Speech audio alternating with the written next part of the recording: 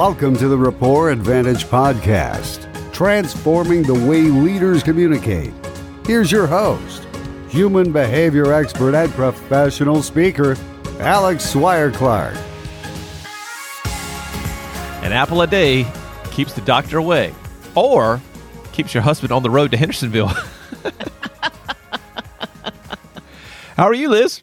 I'm good. How are you, Alex? Doing fantastic today on the Rapport Advantage podcast. Yeah, Liz and I, before we got on today, we're talking about apples, and we live close to an area that has an apple festival in the Labor Day timeframe / into October. We have a lot of different apples that come into season right at the foothills of the mountains, and lots of good things to eat, and especially apple donuts. That's right. Oh, those things are the jam, people. I mean, man, I could eat those all day, but we digress. The Rapport Advantage podcast is live, and we're in your face. We're here to help you break down the walls of miscommunication, increase your emotional intelligence, and build better relationships in the workplace and beyond. If you haven't listened to us before, go back and listen to episodes 2 through 6. They'll give you that DISC foundational knowledge to make sure that you understand what the heck all we crazy people are talking about. I am Alex Swire-Clark. I am a CEO. I'm a speaker. I like doing that. I give workshops. I do keynotes. I'm an emotional intelligence expert. And Liz is also highly trained at many things. Oh, you give me too much credit. But yes, I am. I am a behavioral analyst, certified behavioral analyst. I do job benchmarking. I'm a Vistage chair, and I do strategic planning for companies. Vision, mission, values. If you need some of that going on, Liz is your gal. This show is about you. Give us your input and feedback. Find us on Facebook at The Rapport Advantage, on Twitter at Rapport Podcast, or visit the website at rapportadvantage.com. Today, we continue our series on CEO strengths and blind spots. A lot of us as CEOs or upper management, C-suite kind of folks, we know what strengths we have, but a lot of times we miss those blind spots and how we need to identify those so we can surround ourselves with those who fill in those gaps. That's kind of what we're talking about with this particular series. Today, we're working with our high S CEOs, and I'm kind of one of those high S CEOs. So we have some good strengths. And the first one... Yes, you do. You're being very humble, which is one of those already, but go ahead and start. I don't say anything about myself. I'm a quiet guy. Wrong. So, strengths for high S's in the CEO or the C-suite. We tend to be logical and stay the course. When it comes to not making any crazy changes, that's kind of who we are. We try to see things out. We don't take this, if it's not working the first 5 minutes, panic, and scream. We all take it nice and slow, and then we change directions very cautiously, more like a C-type, but with the mindset of it's not going to be crazy if something happens in the next 5 minutes or the next 5 days. We really don't get too high or too low. You know, that is really a good point, and I think that's a real strength of you as a CEO, because you do stay the course, whereas, some of the other styles, especially the eyes, are hopping on and off with the latest and greatest things, and staying the course is really critical in a business. So as a CEO to do that, that is paramount. Indeed. So the next one on our list is being service-oriented. That is right up an S's alley. We are all about making sure we take care of our people. If you look at the core values of our company, teamwork, which is all about helping each other out. Clients first. That speaks for itself in terms of being service-oriented, having integrity, and then taking the next step, not just settling for dough. All that centers around being service-oriented. We are a service-oriented company at Solor doing medical billing. Therefore, to have that service-oriented mindset in our values as who we are, every time we post a job description, if you look at our website, it talks about that from that perspective, and that's who we are as a company. And I think that might be a good indicator for people who are looking at organizations, because if the organization actually says they're service-oriented, my guess is that there has to be a high S at the lead, because you guys embody, or the high S's just embody that whole spirit of really what customer service is. And you're sincere. The rest of us try to be sincere. You truly do care about other people, and you do care about that customer, and you do want to be that team player. So I think organizations that say they are customer oriented or service oriented are truly, truly that. And I'm letting you take the lead on each one of these, Alex, because you're the pro. I don't know about a pro, but I could do a letter C in our list, which is being a team player and don't need the spotlight. I use this analogy a lot of times with our businesses that we work with, and that is that they make great vice presidents, but they don't necessarily want to be a president. They like to be in the background, helping things out, being supportive. Hey, rah, I got you, man. Whatever you need to do to make that presentation sparkle, I will help you, but then you go give the presentation. I don't want to be in front of those folks.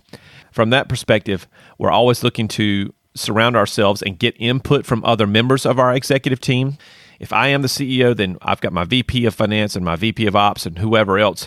I will gather their thoughts. I will take them into consideration, and I will allow them to change my opinion if they are effectively arguing or producing evidence that says, hey, this will work if you use that, and I will take that into consideration. Unlike some other styles who would say, nope, I got this. I feel in my gut. We're going to go this way. Rah. But the facts say, hey, don't give me the facts. Just let me do my thing. So S's are all about hearing other people's opinions and taking those in. I like that, because what happens is when you are presenting something, you do have your team around you, and you do tend to start it with the whole theme of we're all about a team. And then the CEO lets those functional experts step in and actually take care of it. And they are the ones who know what's going on. So when you look at an organization like that, you really know as a customer, if you're going to work with them, saying, hey, I know exactly who I need to go to deal with this. And it's not the CEO funneling everything through them. Correct. And so we wrap that up with being that it's all about the we, not the me. It comes back to that. We've said that a couple different times in the podcast. The ego doesn't become a huge thing for a high S CEO. As long as the organization succeeds and our customers are satisfied, that's where our end game is. And so that leads also to you guys being very patient and empathetic. So when you are logical and staying on the course and you're in that service-oriented mindset, what I see is that you don't take somebody else's emergency into your thought process. You are patient, you are empathetic with others, with what others are going through, and you are that kind of CEO that has that emotional support for people. So that affiliation of being part of the team is really felt throughout the whole organization. Right. Our mentality ends up being, instead of so what, when a customer has a complaint, it's what can we do to make it better? And so that's our first mindset. And sometimes that means that we don't make as much money on a service, or we may even lose money for a one-time thing, but we're going to make it right. And so that gets, a brand following, a loyal following, and a passionate fan base in terms of who we are, in terms of the folks that we serve. Well, and we didn't have that in the list, but along with that is that loyalty, that you probably have very long-term customers because of that, and long-term employees. We do. Our retention rates are pretty low because they know that we care about them as people, not just as workers inside of Solor. For sure. That's right. So what if we look at blind spots? Do you want me to start that, or can you take that first one on? What would a blind spot be of one of those CEOs? Blind spots. Yes. From that perspective, we do not like change as S's. Our CEOs that are S's do not like change. We like processes that once they're implemented and they work, why would we change them? We don't need to change with the times. It's worked before. It's going to work tomorrow. Of course, we have to think outside the box a little bit and pull our C strategy folks in and says, well, there is this thing called the internet now. Just saying. We don't like to change in terms of for example, I've used my pen that I use is a Pilot G205. It's the only pen that I use. So when my supply folks try to bring new pens into my little pen holder over there, I'm like, no, don't think so. Leave my pens alone, and I will leave you alone. No. I will keep my pens, thank you very much. So we don't like to change. So what does that mean from the organizational standpoint? That means that new initiatives that other people bring from maybe other places, the D's, I's, and C's, they're going to say, look, man, this will work. It's worked in other places. Here's the pro forma. As a high S, maybe, sort of. So they don't like to change those kinds of things. And so getting new processes implemented takes a little bit of time. Getting new initiatives set up takes a little time to try to persuade that S. They've got to think through it. They've got to make sure that everyone in their organization is going to be taken care of. worrying about whether we're going to step on people's toes, have to let people go. And I see that as directly related to the second blind spot. So if you don't like change, and if the environment is requiring you to change, then you may be in conflict with it. So our second one is does not like to deal with conflict. So they may overlook it or they may avoid it. So in that need to be responsive to everybody, knowing that you have to have that, there has to be some internal conflict that's going on as well, knowing that you've got to be moving into a new direction, kind of kicking and screaming to go there because you've got just such wonderful processes already established, but you can't stay in that world because the world doesn't exist that way. That's right. And unhealthy conflict is bad. Healthy conflict is good. It promotes growth in your organization. S's, it's hard for them sometimes to see the difference. We as S's try to avoid all conflict. And so that is a thing that they have to work through from that C-suite level is, okay, healthy conflict is good. Let's embrace it. It will make changes in our organization that will be powerful and long-term in terms of their positive effects. And I think that as you kind of look at that change and what needs to happen, that sometimes what can happen is the third blind spot is you might get knocked off course.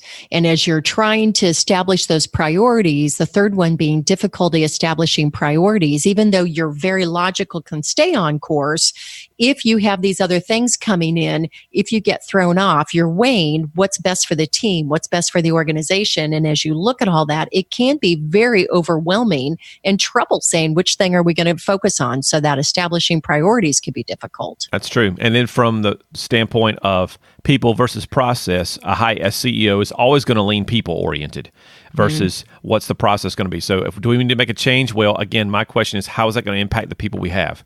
Am I going to have to hire people, remove people? Sally's been with us for 20 years. Yes, she's not the most technological savvy person, but you're saying you're going to put in this, change management software and oh my gosh, I don't know if she's going to be able to handle it. We put the brakes on that entire process because we're thinking about Sally and Jim, who've been with us for so long, and we don't know how well they're going to be able to adapt. Right. So in your patient and empathetic, you could run into the fourth blind spot, which is waiting too long to make a decision. And therefore, we say, well, it'll probably fix itself, or I've got somebody who I can maybe hire to help us implement that, possibly whatever. And so we ponder and we ponder and we ponder, and we get into that feeling mode of, gosh, I don't want to let anyone off. I don't want to lay people off. It's not my thing. And they've got families and they've been with us for a long time. And if we do implement this process, what happens if we grow by 100% in 6 months? Well, yeah, that's great for the top line, but man, how are we going to manage that process? And so there's a little bit of fear factor that comes in there. So there is definitely some things going on with the waiting too long to make a decision, because a D, being the opposite of that, would say, here's what we've got. I think this looks good. Boom, let's go. Let's do it. And then they initiate that activity and move forward, where the S is going to be slower to react, slower pace by nature, and that's going to impact the way that an organization can move to adapt to the ever-changing market. So, employees that actually are more defocused could support the S CEO very easily by just helping them see what the criteria is and helping them give some logic with those C's in there too, right? And that would kind of support and reassure that the change is going to be a minimal impact. So that's what staff could do. Absolutely. Absolutely. So from that standpoint, it goes back to when you're in these types of sessions and you're thinking, here are my strengths, here's what I'm really good at, and what are my blind spots. I have to, for the sake of the company and the company's best well-being, is I have to say, yes, I may not agree with D's a lot of times in terms of how they do things, because they move fast without a lot of process and they go on their gut and they just move.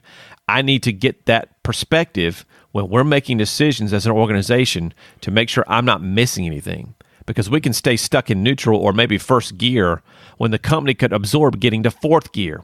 If I just listen to C's and streamline some processes and D's and taking a few calculated risks, we can move the company along further than just staying in first gear and slowly but steady. So it's okay if you're a tortoise to be a little bit of a hare every once in a while.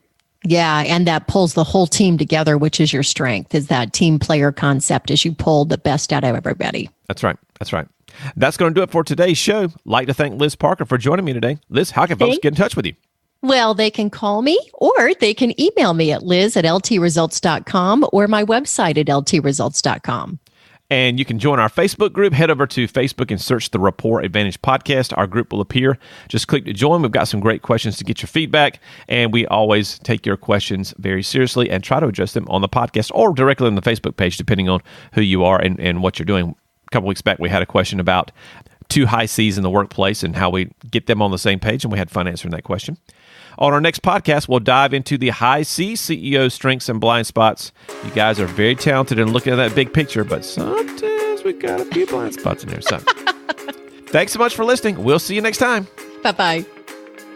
Thanks for listening to the Rapport Advantage podcast. We'd love to hear from you. Join the conversation on Facebook at the Rapport Advantage and follow us on Twitter at Rapport Podcast.